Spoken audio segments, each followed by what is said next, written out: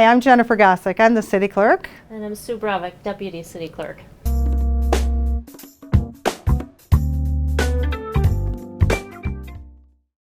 Well, the city clerk is basically the hub of the government. We are the link, this office is the link between the government and the residents.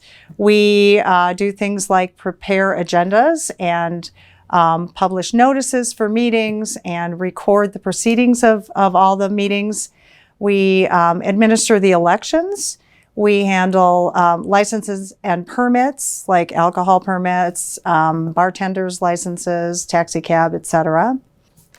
We also maintain public records. We're in charge of the corporate seal, the city seal. We process special event applications. Those are the main things we do. The main things, Yeah. Yep.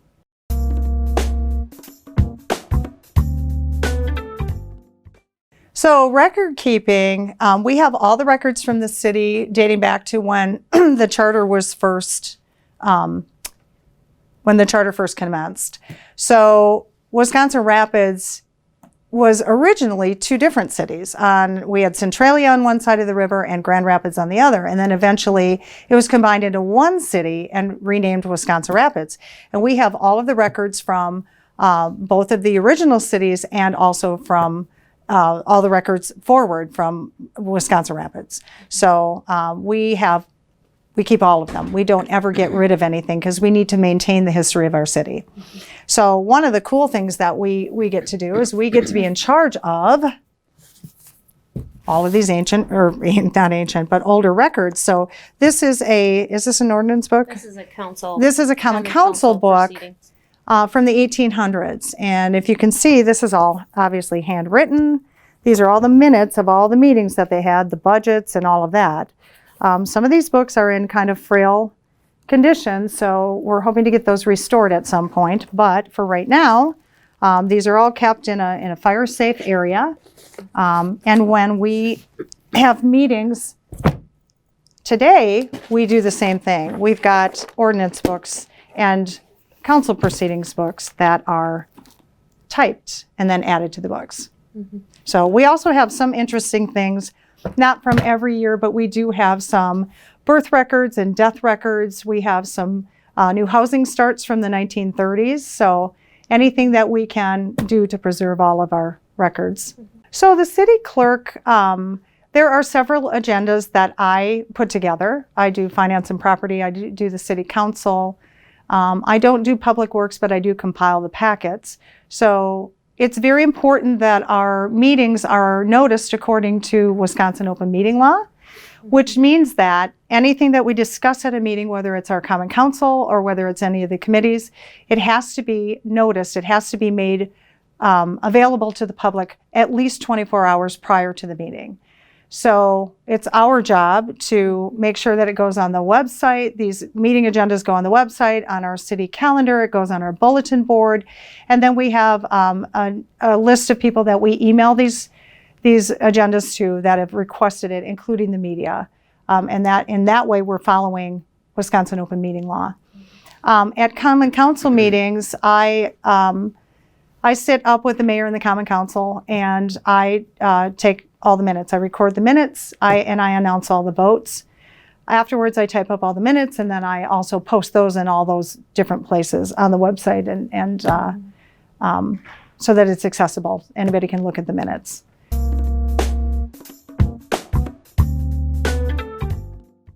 So the city clerk's office issues liquor licenses to city businesses that may request, a liquor license, whether they're going to sell or serve alcohol on their premises. So we get that process started, and proceed with that through the year. Actually, every year we work with our city residents that have that. Yeah, they have to renew it. Yeah, they have to renew the licenses every year. And we're actually in the middle of that right now. We're in the process of renewing those licenses. Yeah. Yep. So that's probably, I would say, the biggest one that we deal with, because there's a lot that goes into that, and a procedure just to get that approved and maintained.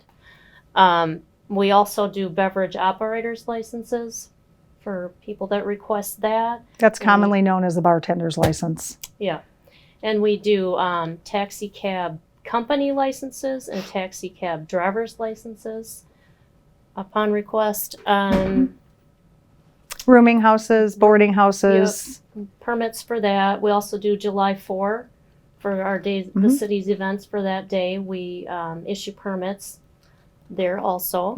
And also for all the special events. So if the chamber's having a special event like Grand Affair, we will process and issue the permits for that.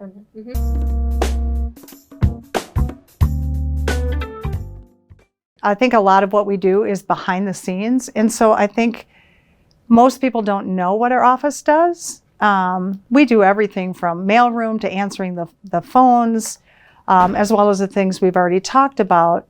One thing that I find interesting is that the city clerk position is one of the oldest offices dating back to ancient Greece. And so when the early American colonists set up local governments, the first thing they established was city clerk's offices because they're important.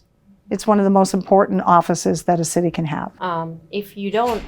If you're not involved with the election process or know somebody that works for the city, you really are not too much aware of the city clerk's job in general.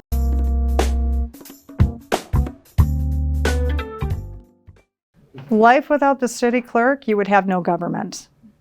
The reason for that is the city clerk administers elections, and our government is full of elected officials, the common council, the mayor, the city clerk, the city attorney. So if you don't hold elections, you can't elect people to run the government. Also, we are the ones that publish all the agendas, and the meeting notices.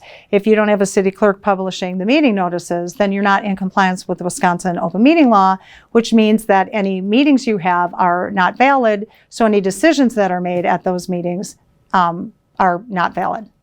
So basically, government would come to a screeching halt.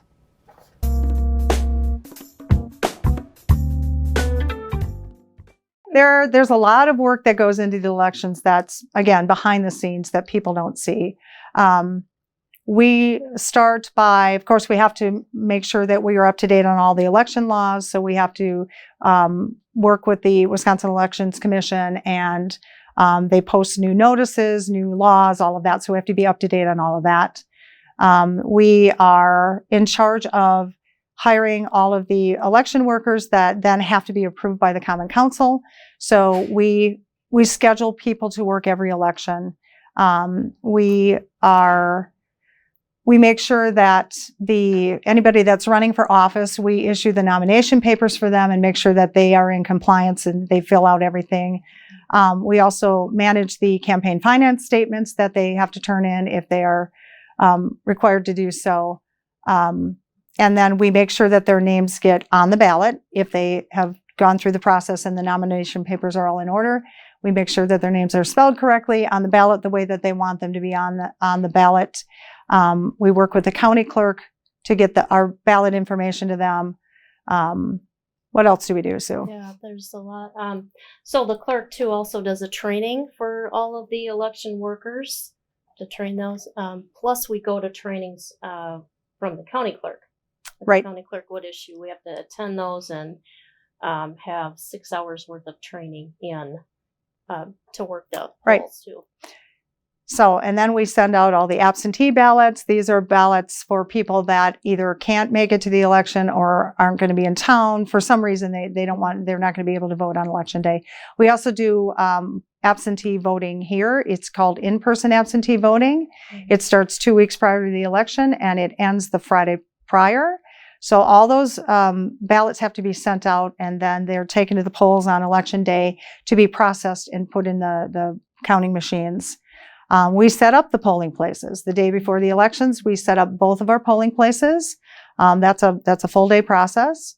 And then obviously the next day, we are there when the polls open. We are there to let the election workers in and get the day started. At the end of the night, we take all of the data, we take the votes, the counts, and we send that to the county clerk. And then there are a whole bunch of other there's a lot of other paperwork that we need to do at the end of the night that we also then deliver to the county clerk so he can process it and get the full county's votes. And then after the election, there's a lot of work that has to be done. We have to reconcile and balance it and, make sure that everything is entered into the Wisconsin Election Commission's computer system. And it takes a couple of weeks after the elections are done. We just had a primary in February. And the very next day, we're not only finishing up that primary, but we were starting on the April election. Anything else that Right. Other than that, I would say the ballot machines themselves, there's a testing of each machine to make sure all the ballots are going to be accepted through, properly through that machine. And we do a public test on that too. Once we do our testing here, make sure everything's in order, we'll do a public test. So anyone from the public is welcome to come and watch that process and see how we handle all that too. Right.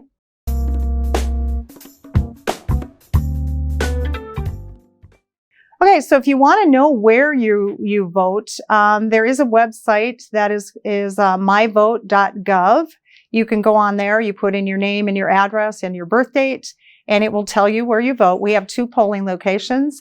On the east side, it's Crossview Commons. It's right next to Pick and Save. And then on the west side, it's the Centralia Center. That's where the Lowell Center is, the Senior Center.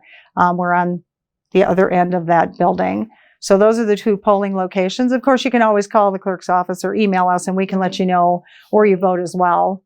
On election day, or if you are registering to vote, which you can also do here at the clerk's office prior to the election, you can do it on election day, you'll need to show a proof of address, proof of residence.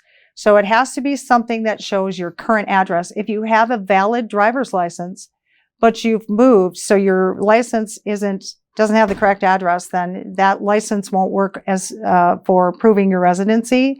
But an electric bill or a cell phone bill or a bank statement or a paycheck, anything that has your current address on it with your full name. And then when you actually go to vote, you'll need your driver's license or some type of photo ID.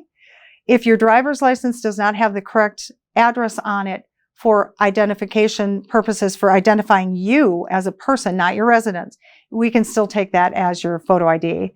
And it has to have it has to have an expiration date on it. So if you don't use a driver's license, if your passport has an expiration date, you can use that. We have a whole list of things that you can use. But you need those 2 things. You need to prove where you live, and then separately, you need to prove who you are.